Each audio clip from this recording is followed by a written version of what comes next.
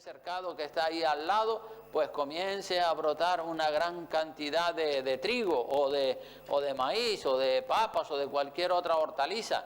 Si primero no se siembra y luego se riega y se cultiva, si no se siembra, si no se riega, si no se cultiva, no va a crecer nada, solamente crecerán hierbas silvestres, porque la mala hierba crece en cualquier lugar. Pero la buena semilla tiene que ser sembrada, tiene que ser regada, tiene que ser cultivada. Y asimismo los frutos del Espíritu, ¿verdad? Tienen que ser sembrados, tienen que ser regados, tienen que ser cultivados. Y la mejor época para sembrar virtudes en una persona es cuando la persona es niño o niña. Un niño recibe todo lo que usted le siembra y por lo general no le rechaza nada. Por lo tanto, aproveche la infancia de sus hijos para sembrar muchas virtudes cristianas en esos corazones tiernos que tienen los niños, ¿verdad? Para que todas esas virtudes se produzcan en nuestras vidas, Dios nos va a pasar por situaciones difíciles, por situaciones incómodas. A nadie le gusta pasar por situaciones difíciles, por situaciones incómodas, por situaciones desagradables. A nadie le gusta, pero precisamente pasando por esos caminos difíciles y por esas situaciones incómodas es como se nos va formando el carácter de un verdadero cristiano. Para que Dios pueda formar tu carácter, es decir, tu vida, tu carácter cristiano, y que seas manso y que seas humilde, lleno de las virtudes que citamos anteriormente, pues Dios nos tiene que hacer pasar por el horno de la prueba.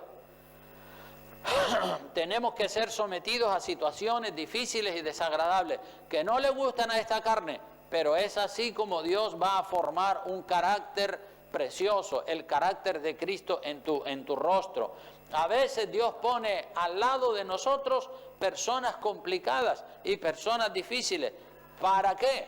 Para tratar nuestro carácter. Repito, Dios puede poner al lado de nosotros un jefe, el encargado en el trabajo, o el profesor, o un familiar, una persona complicada y difícil que te medio que te amarga la vida. Pero eso es porque Dios quiere tratar tu carácter, Dios quiere tratar tu manera de ser, tu manera de actuar, y Dios quiere probarte. Uno de los personajes bíblicos que más agradaron a Dios, repito, uno de los personajes bíblicos que más agradaron a Dios fue el rey David. Todos hablamos muy bien del rey David, todos hablamos, hasta Dios mismo habló maravillas del rey David y dijo: este hombre es un hombre con el corazón conforme al corazón de Dios. Vamos a ver primero de Samuel capítulo 13 versículo 14. Primero de Samuel capítulo 13 versículo 14. Saben que en ese libro de primero de Samuel, Dios había elegido a un hombre para que fuera el rey sobre Israel. Y este hombre era Saúl. Saúl fue el primer rey que reinó sobre todas las 12 tribus del pueblo de Israel. Pero Dios vio que Saúl no daba la talla y que Saúl no valía, y que Saúl era orgulloso, arrogante, prepotente, que no quería obedecer a Dios. Él tenía su opinión sobre cómo hacer las cosas y Dios le decía: hazlo así y así, y él decía: no, yo lo voy a hacer así y así y así, porque él pensaba que él sabía más que Dios. Entonces Dios decidió desechar a Saúl porque no servía para ejercer el reinado sobre el pueblo de Israel. Entonces Dios mismo eligió a un varón que era conforme al corazón de Dios. En el primero de Samuel capítulo 13 versículo 14 dice: mas ahora tu reino no será duradero. El reino de Saúl no será duradero. Dice: Jehová se ha buscado un varón, como dice, conforme a su corazón. Un varón que tenga las características que debe tener un varón de Dios, que sea manso, humilde, obediente, servicial, un varón conforme a su corazón, al cual Jehová ha designado para que sea príncipe sobre su pueblo, por cuanto tú no has guardado lo que Jehová te mandó. Le dice el profeta Samuel, inspirado por Dios, se lo dice a Saúl.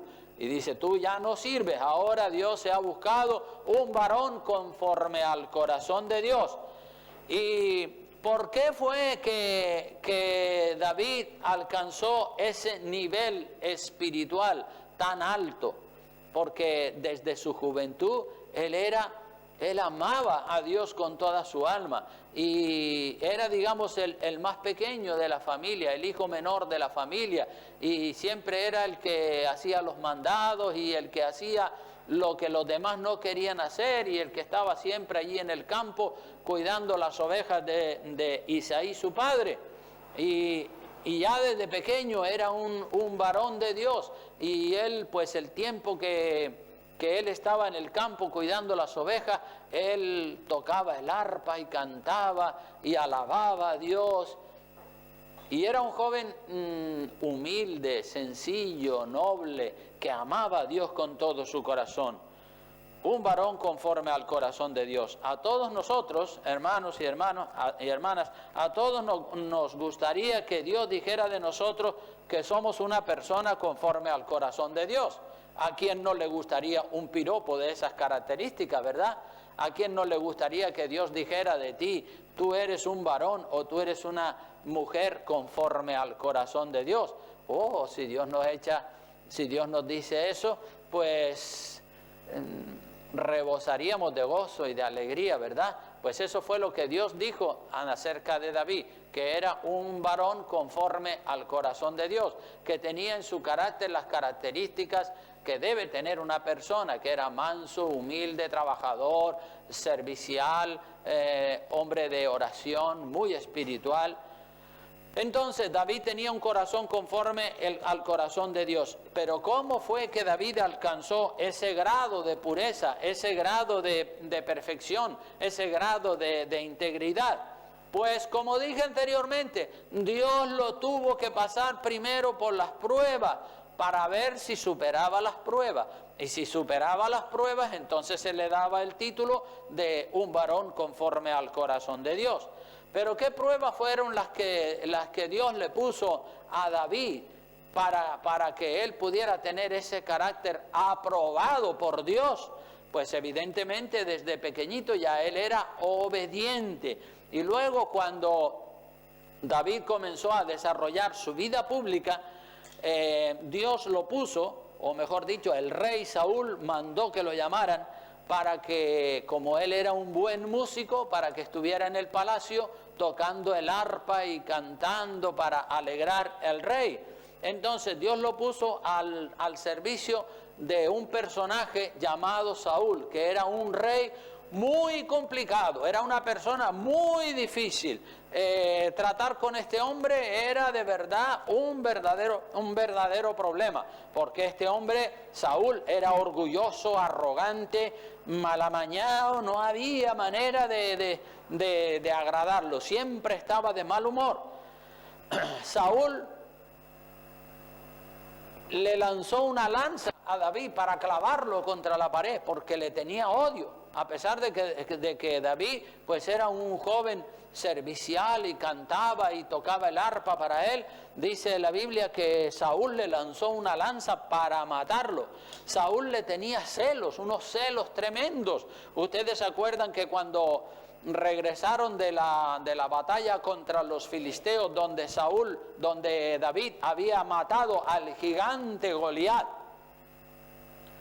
las mujeres dice que recibieron al ejército de Israel cuando regresó y empezaron a cantar: Saúl mató a miles y David a 10,000.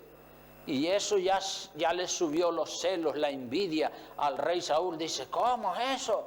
A este mocoso le dan 10,000 y a mí solamente 1,000. ¿Pero qué están diciendo? Ya lo quería matar. Bueno, de hecho, como dije, le lanzó una lanza para clavarlo en la pared porque lo odiaba, porque David estaba siendo más popular, estaba agradando más a Dios y estaba agradando más al pueblo, y todo el mundo decía, oh, David, David, David, ese sí que vale.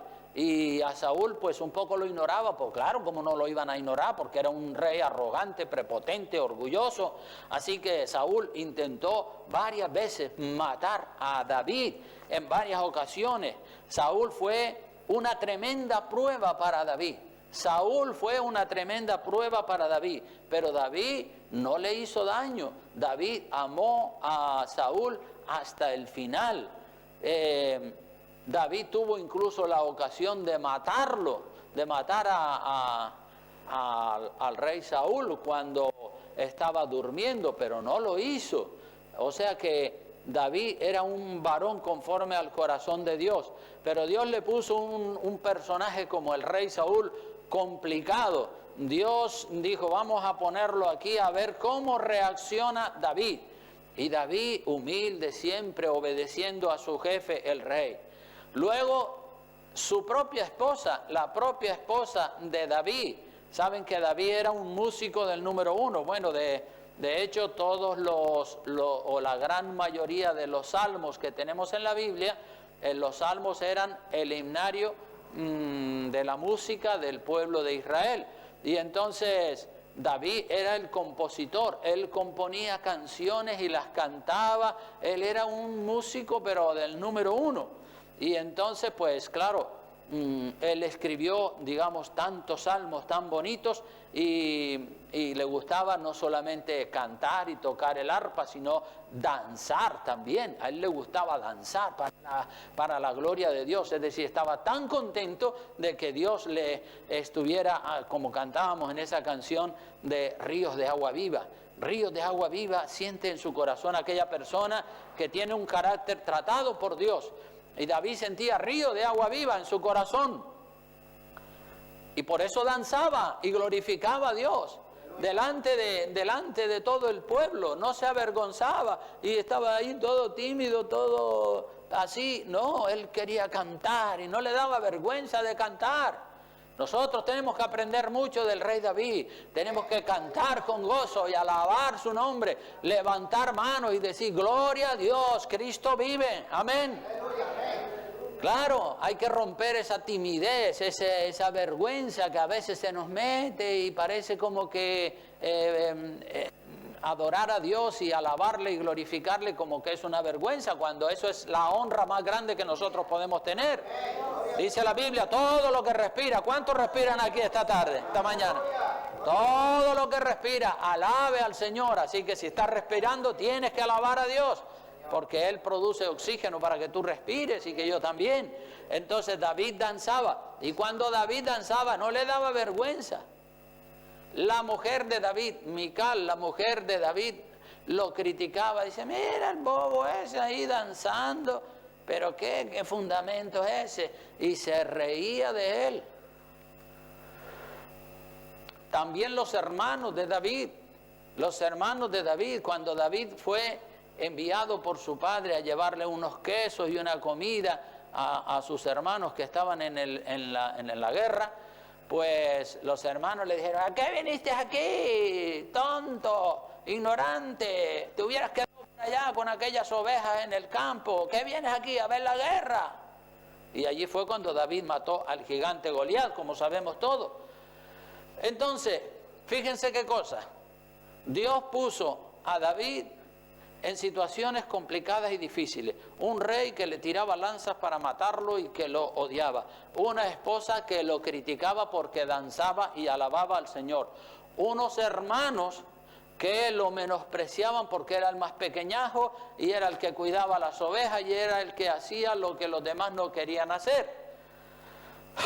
Pero el estar ahí y el ser tratado por todos estos personajes hizo que el carácter de David se forjara y que David tuviera humildad y que no se acomplejara y que fuera un hombre que tenía las cosas claras. Por eso dice la Biblia que David tenía un corazón conforme al corazón de Dios. Así que todas esas pruebas y muchas otras pruebas más fueron las que formaron en David el tener un carácter conforme al corazón de Dios. Así que seguramente Dios te va a poner a ti una persona difícil, un marido difícil, una esposa complicada, unos hijos también difíciles, o un padre dictador, o unos hermanos que te menosprecian, o un jefe en el trabajo que te hace la vida imposible. Situaciones desagradables por las cuales Dios te está haciendo pasar.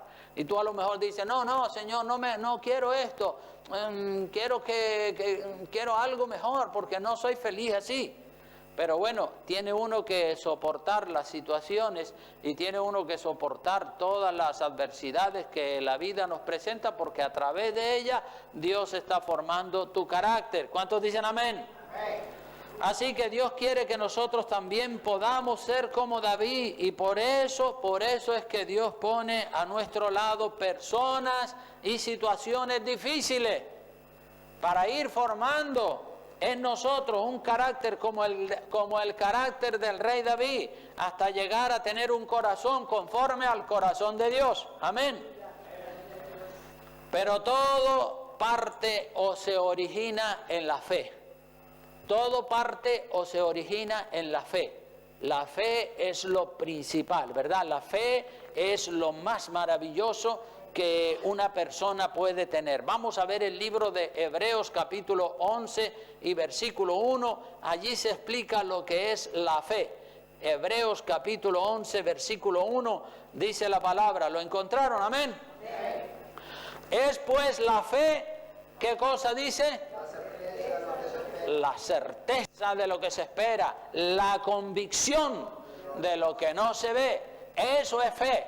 Determinación, seguridad, creo en Dios, sé que Dios ha preparado una morada para mí en el reino de los cielos, de eso estoy absolutamente seguro. Es la convicción, es la certeza, es la seguridad de lo que no se ve. Yo no veo el cielo, ni he visto las calles de oro, ni el mar de cristal, ni los ángeles, ni al Padre, ni al Hijo, ni al Espíritu Santo, no los he visto, pero creo que están ahí porque Dios lo dice y Dios no miente. Dios nunca miente, Dios siempre dice la verdad. Y cuando nosotros le creemos a Dios y decimos, sí Señor, creo a pie juntillas todo lo que dice tu palabra, eso se llama fe. Aleluya. La fe, la seguridad, la confianza que lo que Dios ha dicho en su palabra, en su momento Él lo va a cumplir. Eso es fe, y hay que tener fe y mantener esa fe viva y activa, continua y constantemente. Aleluya. Quitar las dudas de nuestro corazón, ¿verdad? Las dudas son lo contrario de la fe. La fe es seguridad, las dudas es falta de fe. A todos nosotros nos gusta que la gente crea lo que uno dice. Yo me acuerdo que cuando yo era un niño, había una pandilla de niños en el barrio y nos conocíamos todos y jugábamos todos. Y había uno que era mentiroso. 99% de lo que él decía era mentira y 1% era verdad. Entonces, claro, él se llamaba Antonio. Y venía y decía, ¿sabes qué tal y tal y tal? Y nos contaba una historia y todos decíamos, anda, eso es mentira, no te creemos. Que sí, que es verdad, te lo juro. Y así, decía, te lo juro por la cruz bendita, te lo juro por mi madre y te lo juro por mis hijos. Y empezaba a hacer juramentos para que nosotros le creyéramos, porque dudábamos. Claro, ¿cómo no íbamos a dudar de un chico que era mentiroso? Después habían otros que siempre decían la verdad y nosotros le creíamos, ¿verdad? Dios no dice nunca una mentira. Cuando usted está diciendo, cuando usted está haciendo una declaración y esa declaración es verdadera, ¿verdad que a usted le gusta que le crean? Sí, le gusta que le crean. No le gusta que estén dudando y que digan, nada, eso es mentira. No, a usted le gusta que crean porque lo que usted está diciendo es la verdad.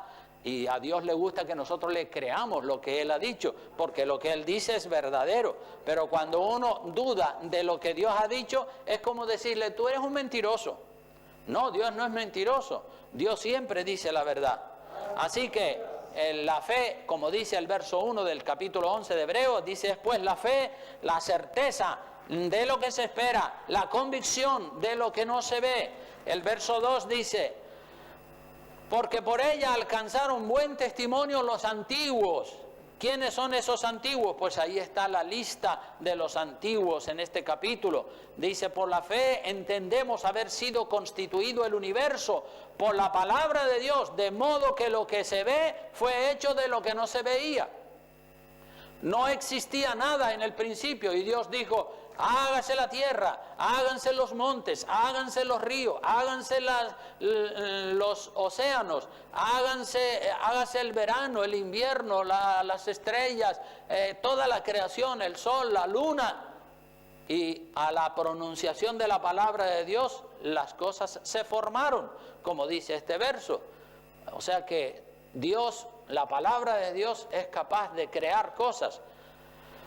Y luego sigue diciendo en el verso 4, por la fe Abel ofreció a Dios más excelente sacrificio que Caín, por lo cual alcanzó testimonio de que era justo, dando Dios testimonio de sus ofrendas, y muerto aún habla por ellas. Por la fe Abel le creyó a Dios y alcanzó mejor testimonio que el de su hermano Caín. Luego en el verso 5 habla de otro personaje que era Enoc. Dice, por la fe Enoc fue traspuesto para no ver muerte y no fue hallado porque lo traspuso Dios. Y antes que fuese traspuesto, tuvo testimonio de haber agradado a Dios. Es decir, Dios se lo llevó para el cielo. Hay dos personajes en la Biblia que no murieron. Uno de ellos fue Enoc y el otro fue Elías, el profeta de Dios. Estos dos personajes el Señor se los llevó en cuerpo y alma al cielo. Son los dos únicos personajes de la Biblia que fueron traspuestos sin ver la muerte. Y el verso 6 dice, pero sin fe, ¿qué dice? Es imposible. ¿Qué cosa es imposible? Agradar a Dios. Porque es necesario que el que se acerca a Dios crea que le hay y que es galardonador de los que le buscan. Aleluya. Créale a Dios todo lo que Dios dice. La palabra, la Biblia es la palabra de Dios y lo que Dios ha dicho está reflejado ahí en la palabra. Y entonces en este capítulo 11 se nos sigue hablando de la fe de Noé, por ejemplo, en el verso 7 dice, por la fe Noé, cuando fue advertido por Dios acerca de cosas que aún no se veían, con temor preparó el arca en que su casa se salvase y por esa fe condenó al mundo y fue hecho heredero de la justicia que viene por la fe.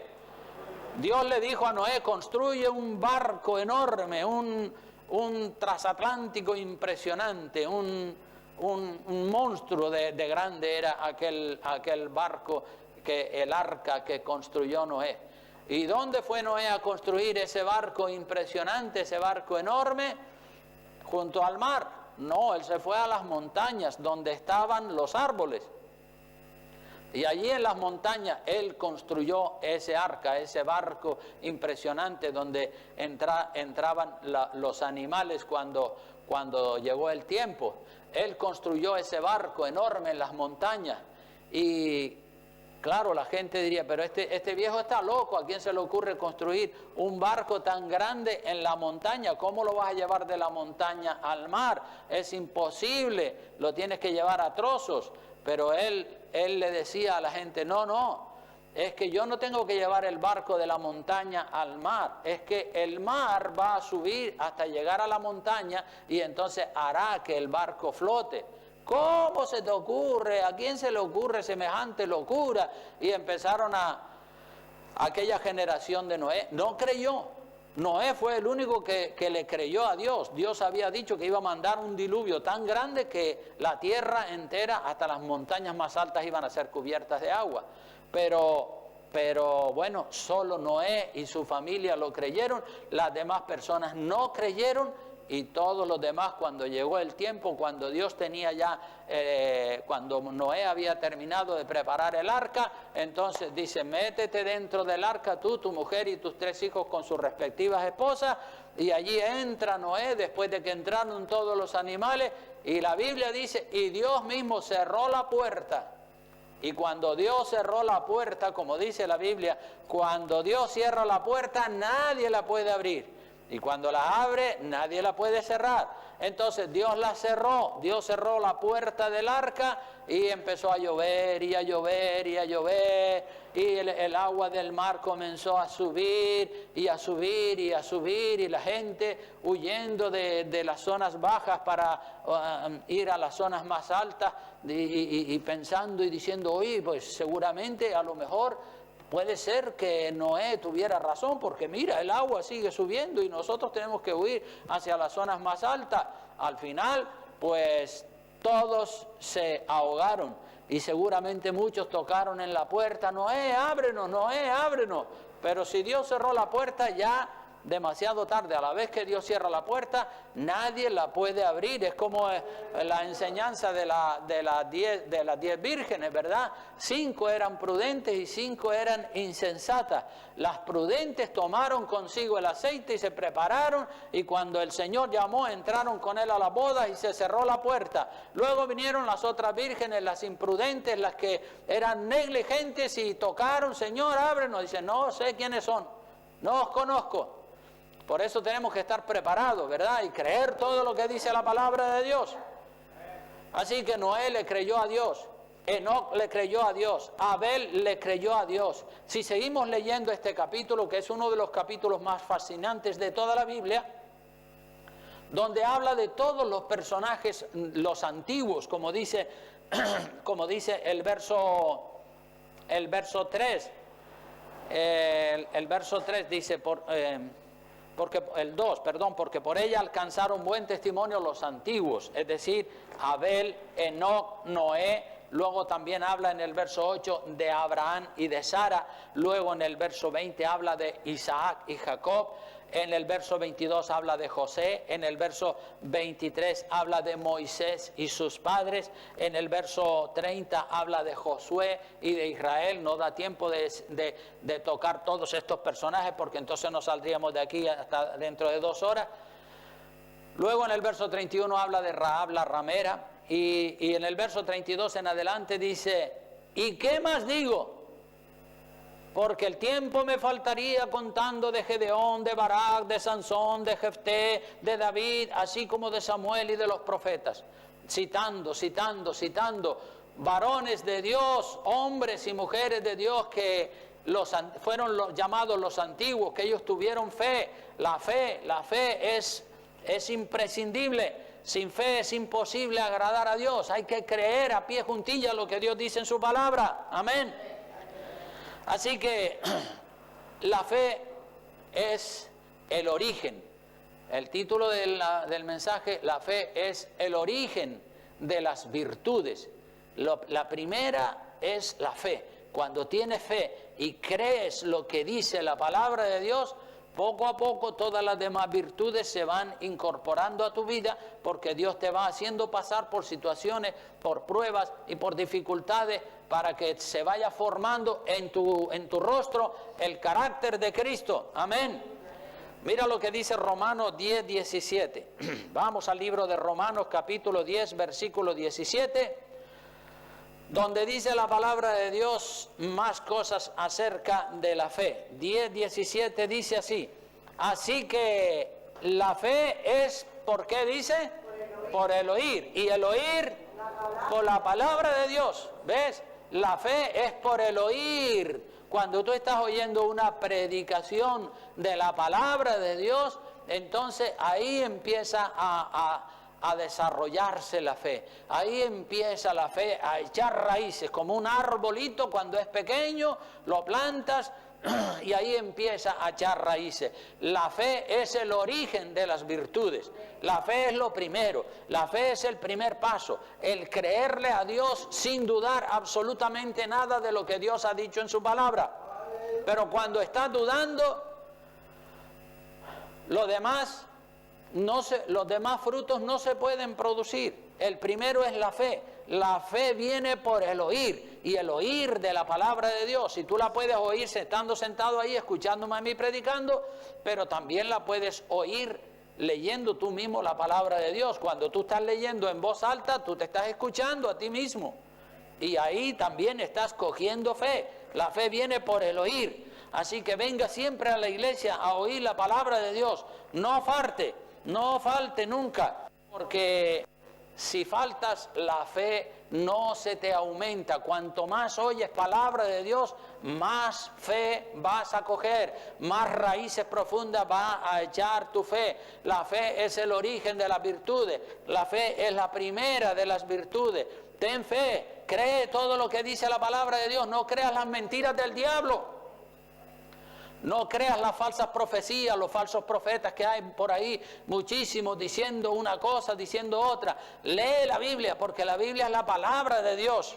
Y todo lo que tú oigas por ahí, si coincide con la Biblia 100%, entonces créelo. Pero si está distorsionado, si está manipulado o está tergiversado, no lo creas, porque son mentiras. El diablo utiliza también la palabra de Dios para engañar a la gente, pero le cambia el sentido. No la explica tal como está ahí, sino que modifica, cambia, añade o quita cosas, o las malinterpreta, o le da una aplicación que no es la que la palabra tiene. Entonces hay que estudiarlo concienzudamente.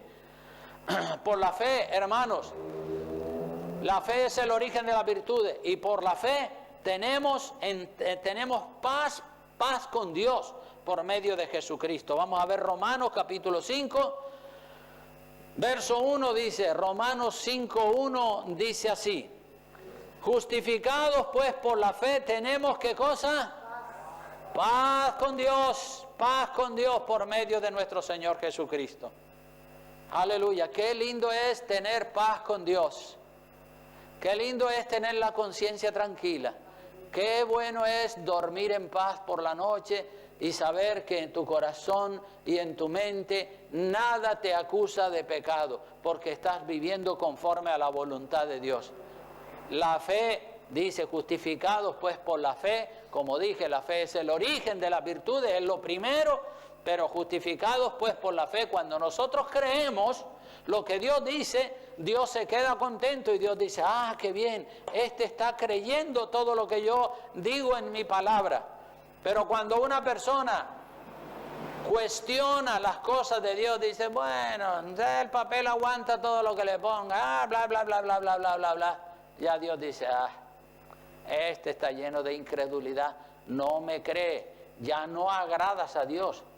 Cuando ya no le crees a Dios, ya no agradas a Dios, ya Dios se pone serio contigo, porque dice, mira el incrédulo pues si tiene pruebas de sobras en la naturaleza humana, los ríos, los montes, el cuerpo humano, todo grita que detrás de toda esta perfección de la creación hay un Dios que está sobre todas las cosas, que lo ha diseñado y que lo ha creado todo.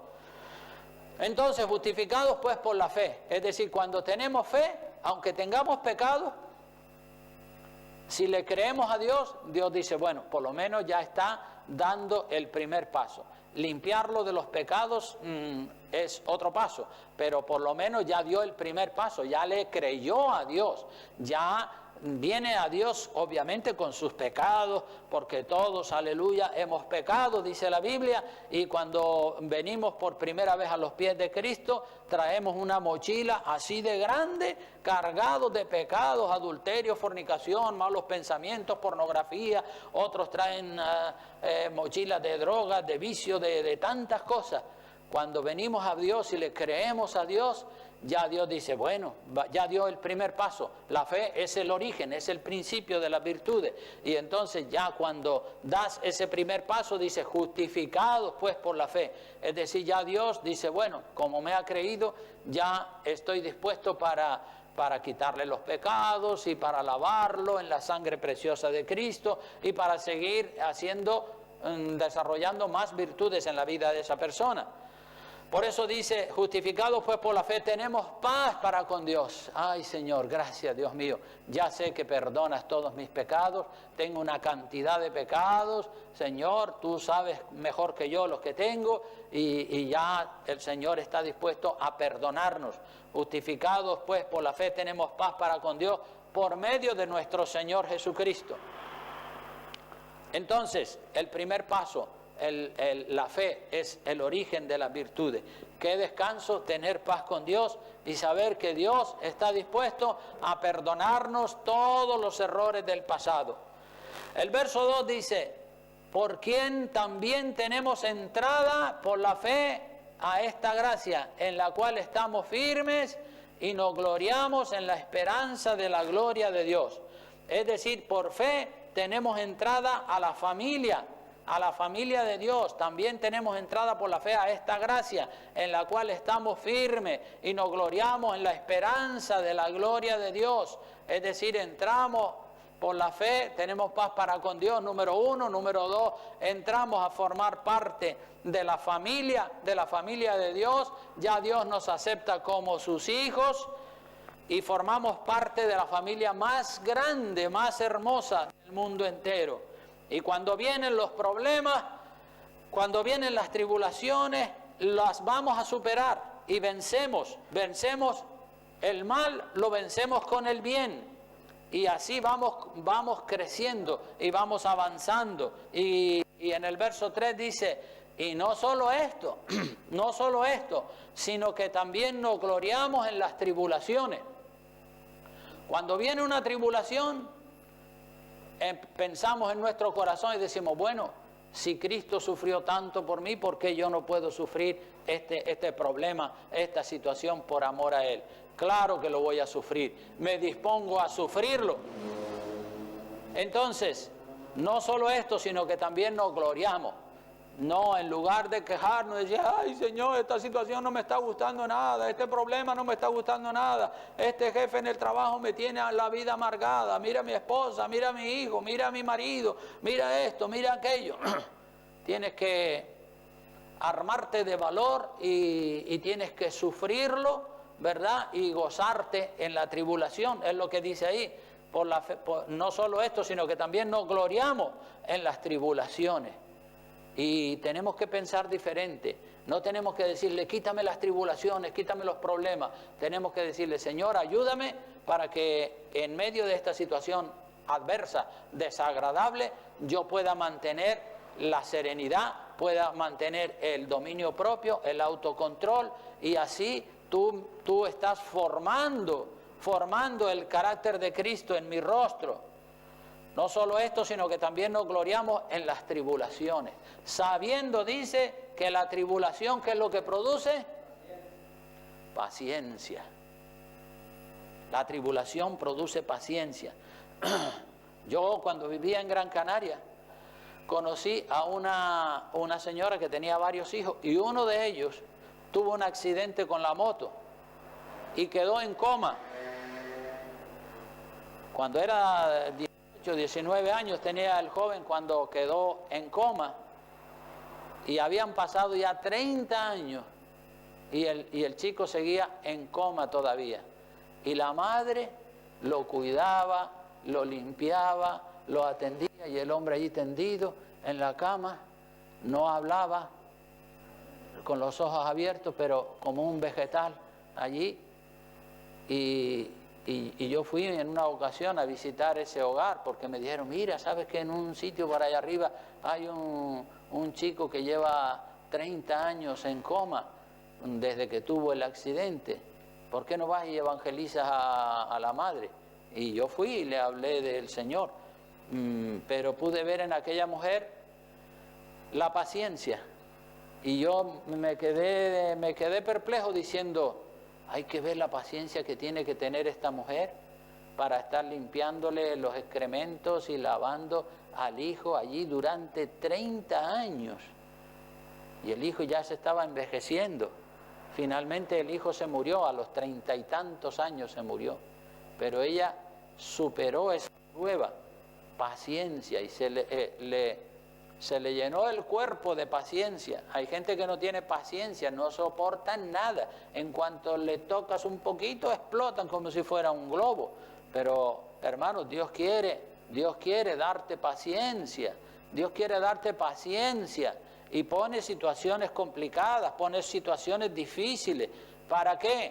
Para darte paciencia. Si no tienes paciencia, había una mujer que le dijo: pastor, ore por mí porque me falta la paciencia. Y el pastor dijo: bueno, vale, voy a orar por ti. Padre, Señor, envíale problemas, dificultades y adversidades a esta mujer. Y ella dice: no, pastor, ¿cómo se le ocurre? Estoy diciéndole que me dé paciencia. Dice: claro, pero es que la tribulación produce paciencia, hermana. Así que vamos a pedirle al Señor que te mande unos cuantos problemitas y algunas personas complicadas para que te amarguen un poco la vida, y verás como si soportas eso, entonces vas a tener paciencia. La paciencia, no te creas que el Señor te dice, ¡tin!, te toca con una varita mágica y dice, ya tienes paciencia. No, la paciencia se adquiere soportando las pruebas, aguantando las adversidades y las situaciones complicadas. Ya lo dice la palabra de Dios bien claro. La tribulación produce paciencia. Bendito sea el nombre del Señor. Mucha gente ha tenido problemas. Y seguramente, si yo le preguntara a cada uno de ustedes, cada uno podría decir: sí, pues yo tengo una situación, mi jefe en el trabajo es mal amañado, es complicado, siempre me habla de una manera que no me gusta nada. Bueno, pues ten paciencia, ora por él, y ahí el Señor está tratando tu carácter para darte paciencia. Y seguramente todos nosotros tenemos situaciones en la familia, en el trabajo, en la calle, con el vecino, situaciones y personas complicadas que nos amargan un poco la vida. Nosotros en nuestra casa tenemos un vecino que él fuma arriba en la azotea y luego tira las colillas al patio nuestro. Y entonces, claro, yo tengo que estar con la pala recogiendo las colillas. Digo: ay, Señor, este hombre sigue fumando y tirando las colillas justo en el patio de mi casa. Entonces, no sé quién es, porque en el edificio hay a lo mejor 15 o 20 personas y no sé quién es el que lo está haciendo. Pero hay que armarse de paciencia, porque hay cosas difíciles que tenemos que decirle al Señor que nos ayude a tener paciencia. La paciencia que hemos adquirido al superar las tribulaciones también nos produce pruebas, o mejor dicho, nos produce carácter aprobado. Dice el verso 4, la paciencia del capítulo 5 de Romanos, dice: la paciencia prueba, y la prueba esperanza, ¿verdad? La paciencia prueba. La paciencia produce prueba. Prueba quiere decir carácter aprobado. Carácter probado y carácter aprobado. Cuando hemos sido probados en una tribulación o en una situación difícil y hemos superado las pruebas, se puede decir que llegamos a tener un carácter probado y aprobado. No probado y suspendido, sino probado en la adversidad y aprobado. La persona que no supera las pequeñas pruebas que la vida le trae, repito, la persona que no supera las pequeñas pruebas que la vida le trae, jamás tendrá un carácter aprobado delante de Dios. Ha sido probado y ha resistido la prueba, por tanto está listo para servir a los demás, si ha aprobado. Hay un par de vídeos que quiero que lo vean ustedes ahora cuando termine, sobre lo que es probar a una persona. El carácter probado produce esperanza, la esperanza de la vida eterna. Es algo maravilloso. Esto es una hermosa ilusión que se mantiene viva, más viva que nunca en nuestros corazones. La esperanza no avergüenza, la esperanza nos hace felices. Mira lo que dice el verso 5, y la esperanza no avergüenza, es decir, cuando uno ha sido probado y aprobado, pues ha adquirido paciencia. Y la paciencia, después de haber sido probada la paciencia, pues tenemos la esperanza. El verso 5 dice, y la esperanza no avergüenza, porque el amor de Dios ha sido derramado en nuestros corazones por el Espíritu Santo que nos fue dado. La esperanza de vida eterna. Vemos la gente caminando por ahí por la calle sin fe, sin Dios, sin esperanza. No tienen fe, no creen en Dios. El viernes pasado le entregué un folleto a uno. Digo, mira, es una invitación para que vengas un día a escuchar el Evangelio. Dice, no. Y me devolvió el folleto. No creen. Yo decía hace 6 años en una prédica que iba camino de la jubilación y que no me avergonzaba porque ya tenía 60 años. Esto buscando orando, encontré en uno de los mensajes que yo había predicado hace como 6 años, yo decía entonces, hace 6 años, cuando tenía 60, que iba camino de la jubilación y que estaba contento de poderle servir al Señor y que tengo esa bendita esperanza, esa esperanza de haber superado las pruebas. Y hoy, pues con 66 años, también puedo decir, gloria a Dios, esa esperanza sigue en mí más viva que nunca. Hoy puedo decir, ya estoy jubilado, tengo 66 años, le sirvo a Dios desde mi conversión a los 43 años, cuando me convertí. Muchos amigos que yo tenía entonces me ven después de 20, 30 años de servirle al Señor y sorprendidos me preguntan, dice, ¿y tú todavía sigues siendo cristiano evangélico? Digo, ¿y qué te creías? ¿Que esto era una emoción pasajera? Yo cuando le entregué mi vida a Cristo a los 23 años, se la entregué de corazón. Y han pasado 43 años y le sirvo al Señor con todo el gozo y con toda la alegría. Y ellos se quedan sorprendidos diciendo, oh, qué cosa más rara. Pero tengo la satisfacción del deber cumplido. Tengo la esperanza más viva que nunca antes. Y ya me queda menos para irme a morar con mi Dios. A morar con Dios, evidentemente, por toda la eternidad. Yo le estado obedeciendo a Dios y tengo esa esperanza, esa gran bendición. Siempre hemos dicho, hermanos, que las bendiciones están escondidas detrás de las dificultades y de las tribulaciones y de los problemas. Detrás de las dificultades y de los problemas, cuando tengas una dificultad, un problema con la familia, con el trabajo, con quien quiera que sea, piensa que detrás de esa dificultad hay una bendición escondida para ti. Si superas esa prueba, Dios te va a decir, mira, esta era la bendición que tenía reservada para ti. Y esa es la razón por la que pocas personas encuentran la bendición, porque no son capaces de superar las pruebas, no son capaces de superar las dificultades. En cuanto ven una prueba, una dificultad, salen huyendo. No tenemos que huir, tenemos que plantarle cara a las situaciones, a las dificultades, decir, aquí estoy, en el nombre del Señor voy a vencer esta prueba, voy a vencer esta dificultad no me va a derrotar a mí, yo voy a derrotar esa dificultad y voy a salir victorioso, amén. Así que la obediencia es como un camino empinado, cuesta arriba. La desobediencia es cuesta abajo, como el coche que va sin frenos, cuesta abajo, termina estrellándose. La obediencia cuesta, la desobediencia es muy fácil. La obediencia trae bendición, la desobediencia trae dolor, trae aflicción.